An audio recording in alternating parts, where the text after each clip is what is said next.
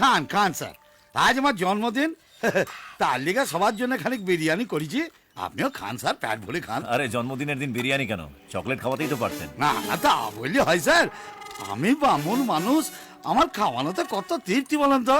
তার লেগেই তো সেই সকালবেলাতে আমি এই বাজারে গিয়ে সবচেয়ে নধর পুরুষটু পাঁটাটোকে কিনলাম। স্যার কি বলবো, 8 কিলো মতো ওজন হবে। হুজুর আমার বেচার চাই, হুজুর আমার বেচার চাই। কি হয়েছে বলুন, কিসের বিচার চাই? ওদের কেউ না স্যার, ও দেবে খেপা বটে, মাথা খারাপ। ওর বাবা উকিল ছিল তো, ও খালি বিচার চাই করতো, হয় শুনতে শুনতে ও খেপে গেলছে, দিয়ে এখন খালি বিচার চাই করে। এই, পাট, পাট, পাট, পাট। আপনি থামুন, ওকে ডাকুন তো, কি বিচার চাই দেখি। এই যে আসুন, বিচার চান? হরি কৃষ্ণ, ইনি বড়বাবু বটেন, আপনার বিচার ইনিই করবেন। গৌর তোর মুখে জুতোর বাড়ি। হ্যাঁ, কি হয়েছে বলুন।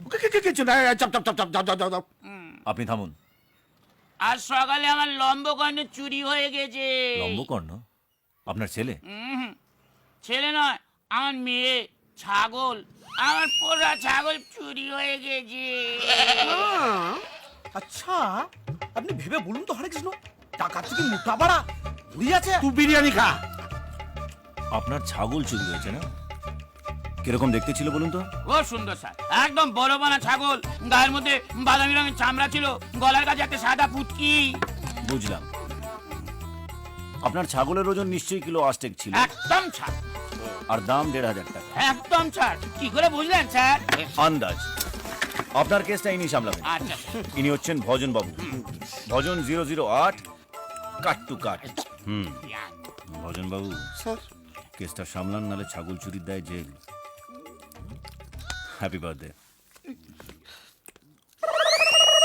ঠিক আপনার মতো। কি পাটা? না, ঠিক আপনার মতো। কি ডাকা? হ্যাঁ, ঠিক আপনার মতন দেখতে।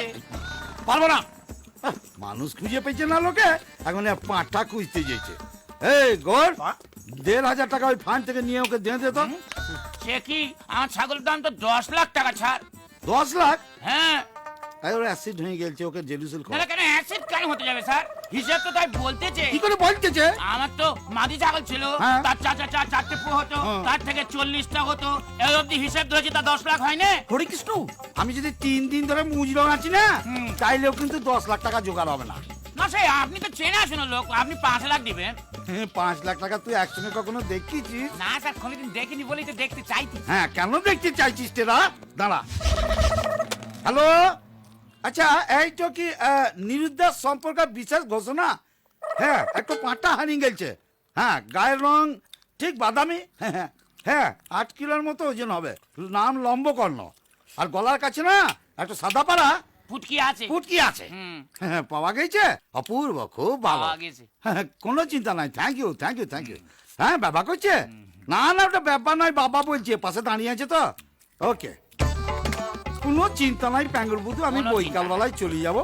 যা, তুমি তোমার পাঁঠা পেয়ে যাবো। যা। বিকালে পাড়া পেয়ে যাবো? একদম। তাহলে আমি যাচ্ছি। এসো প্যাঙ্গুর বুধু।